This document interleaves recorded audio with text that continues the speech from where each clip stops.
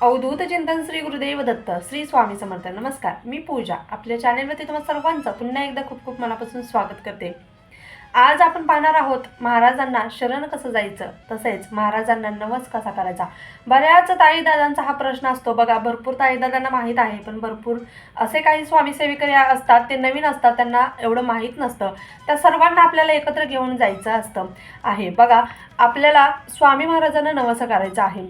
आता काही जण, भरपूर जण बघा सेवा कशी करतात, नवस कसा करतात. स्वामी तुम्ही माझं हे काम करा, मी तुम्हाला हे देईन. म्हणजे एक प्रकारे स्वामींना रिश्वत देत असतात की माझे स्वामी तुम्हाला मी पेड्याचा बॉक्स देईन, मिठाई वाटेन, किंवा चांदीची टोपी करेन, चांदीची काहीतरी वस्तू देईन, चांदीचा ग्लास देईन, चांदीची वाटी देईन, किंवा हे दान करेन, ते दान करेन. बघा, तुम्ही जे देणार आहात, मग ती चांदीची वाटी असो, चांदीचा पेला असो, त्याच्यातून महाराज काही खाणार आहेत का?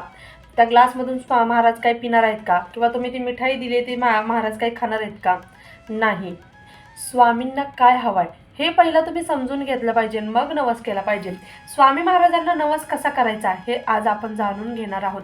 बघा, स्वामी कधीही सांगत नाहीत की तू हे दान कर, मग तुझे हे मी काम करेन. बघा, स्वामी फक्त आपले जो भक्त आहे तो किती अनन्य भावे आपल्याला शरण येतो, किती विश्वास ठेवून आपली सेवा करतो, हेच पाहत असतात. स्वामींना तुमच्याकडून काही नको आहे की तू हे कर, तू हे दान कर, मग तुला मी तुझी प्रत्येक इच्छा पूर्ण करेन, तुझी जे स्वप्न आहेत ती मी पूर्ण करेन. तुम्हाला चांदीचा पेला दे, मग मी तुझी जी काही इच्छा आहे, मग किती पण मोठी इच्छा असो ती मी पूर्ण करेन, असं स्वामी कधीच म्हणत नाहीत.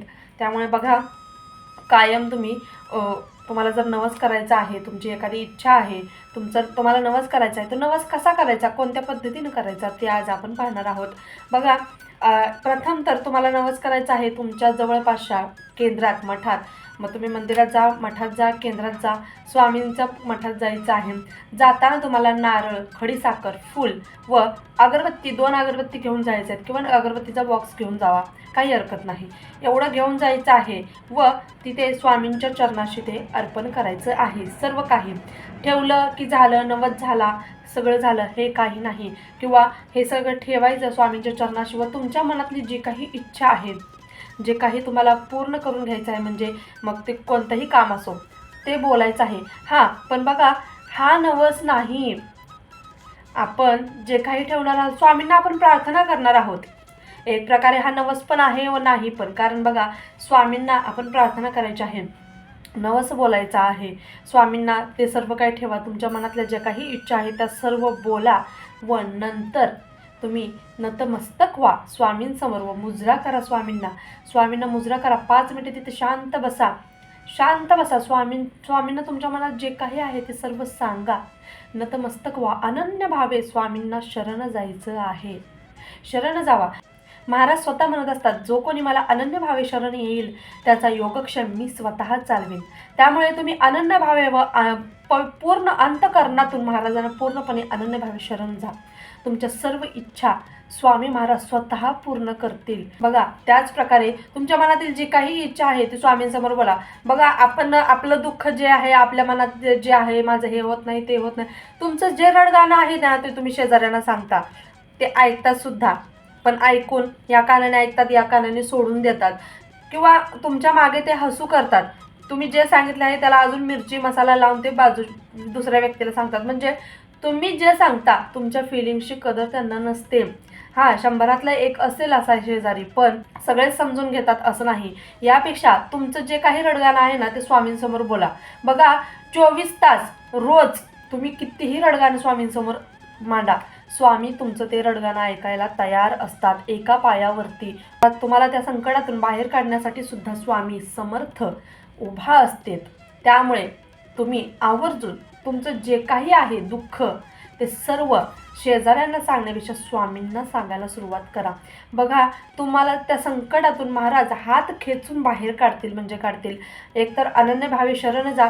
शरण गेल्यानंतर तुमच्या मनातल्या ज्या काही इच्छा आहेत त्या महाराजांसमोर मांडा, बोला, कळवळून विनंती करा, प्रार्थना करा की महाराज मला या संकटातून काढा, मी ही तुमची सेवा करेन. बघा, सेवा करेन. स्वामींना काय हवं आहे आपल्याकडून? सेवा. बघा, महाराजांना कोणती वस्तू नको आहे, काही नको आहे तुमच्याकडून. फक्त महाराजांना तुमच्याकडून पूर्ण भक्तिभावाने केलेली सेवा हवी आहे. महाराज माझं हे काम होऊ द्या, मला या संकटातून बाहेर काढा. महाराज मला मूल होत नाही. महाराज माझा व्यवसाय चालत नाही आहे. महाराज माझा बिझनेस चालवत नाही आहे. मला नोकरी लागत नाही आहे. किंवा महाराज माझं लग्न जमत नाही आहे. महाराज माझं घराचं स्वप्न पूर्ण होत नाही आहे. महाराज आमच्यात कर्जबाजारी खूप झाली आहे. या कर्जबाजारातून कसं बाहेर पडायचं याच्यातून वाट निघत नाही आहे. मला या सर्व संकटातून महाराज बाहेर काढा. अशा प्रकारे बोलायचं आहे. महाराज मी तुमची 3 गुरुचरित्राचे पारायण करीन.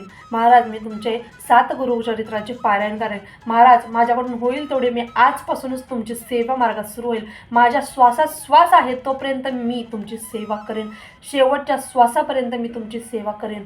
किंवा महाराज मी तुमचे 11, 21, 51, 108 पारायण स्वामी चरित्र सारामृताचे करेन. किंवा महाराज मी 41 दिवस, 43 दिवस, 51 दिवस, 108 दिवस महाराज मी तुमच्या सकाळ संध्याकाळ घरात आरत्या गाईन.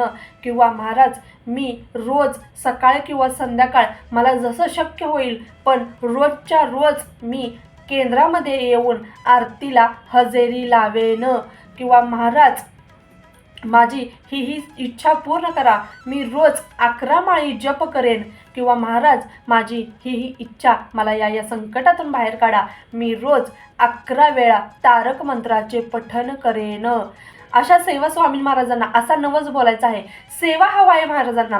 तुमच्याकडून दुसरं काही नको आहे. चांदीचा ग्लास नको, चांदीची वाटी नको, महाराजांना वस्त्र नको, टोपी नको, काही नको आहे. महाराजांना फक्त तुमच्याकडून सेवा हवी आहे. फक्त अनन्य भावे महाराजांना शरण जायचं आहे व अशा सेवांचा संकल्प स्वामी महाराजांसमोर करायचा आहे. नाहीतर काही जण असे करतात, महाराज मला या संकटातून बाहेर काढा, माझं हे स्वप्न पूर्ण झालं, माझी इच्छा पूर्ण झाली की महाराज मी तुमची ही सेवा करेन. असं नाही. आधी मेवा मग सेवा नाही. आधी सेवा आणि मग मेवा. तुम्ही ज्या वेळेस हा नवस बोलाल ना त्या दिवसापासून ज्या सेवेचा संकल्प केला ना त्या सेवा करायला सुरुवात करायची. बघा तुमच्या या जेवढ्या दिवसांचं तुम्ही करताय ना, जे काही कोणतीही सेवा करा, मग त्या पूर्ण होण्या अगोदरच तुम्हाला त्याचे रिझल्ट्स अनुभव, तुम्हाला त्या संकटातून स्वामींनी बाहेर काढल्याशिवाय स्वामी राहणार नाही. 100% मी तुम्हाला गॅरंटी देते.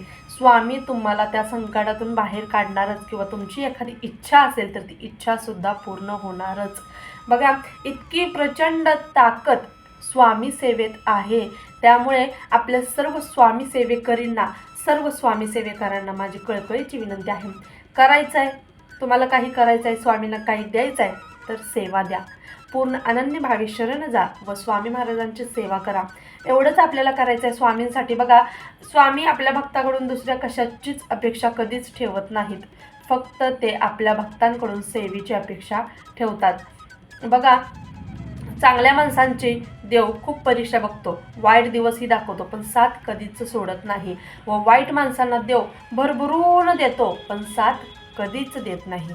त्यामुळे स्वामी महाराजांना शरण जा, अनन्य भावे शरण जा.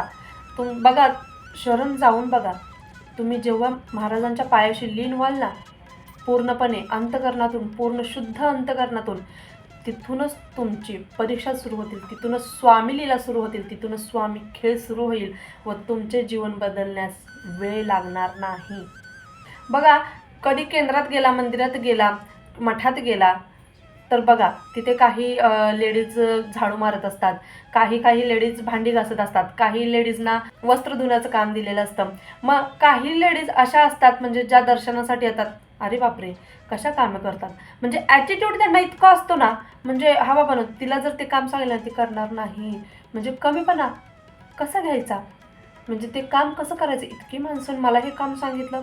पण बघा हे काम त्याच व्यक्तीला मिळतं स्वामींचा दरबार झाडण्यासाठी. किंवा ज्या व्यक्तीला स्वामींचा दरबार झाडायची संधी मिळते, ज्या व्यक्तीला स्वामींची सेवा करायला मठात गेल्यानंतर संधी मिळते, ती व्यक्ती खूप भाग्यवान असते व तिचा योगक्षेम स्वामी स्वतः चालवत असतात. त्या संकटातून तिथूनच ती पार झालेली असते व ती सेवा स्वामी स्वतः तिच्याकडून करून घेत असतात. आम्ही केंद्रात गेलो ना, आम्ही तळमळतो की आम्हाला एखादी सेवा द्याल, आम्हाला कधीतरी सेवा मिळेल, कधीतरी झाडायला मिळेल. कोणीतरी म्हणेल घंटा वाजव, आरती करताना तू घंटा वाजव, कोणीतरी म्हणेल स्वामींना हवा घाल, वारा घाल, पण असं होत नाही बघा. ज्या व्यक्तींच्या नशिबात आहे ना त्याच व्यक्तींना स्वामी स्वतः त्या सेवा देतात बघा. दीपदानाच्या वेळेस म्हणजे ते दीप प्रज्वलन करतात त्यावेळेस मला सेवा मिळाली होती दीप प्रज्वलन करायची. पण बघा प्रत्येकालाच त्या सेवा मिळत नाही. स्वामींच्या सेवा आपल्याला स्वामी स्वतः देत असतात. म्हणजे त्यावेळेस तिथे ॲटिट्यूड दाखवायचा नसतो. स्वामींचा दरबार झाडण्याची जर संधी मिळाली ना कधीच सोडू नका तुम्ही, कधीच सोडू नका.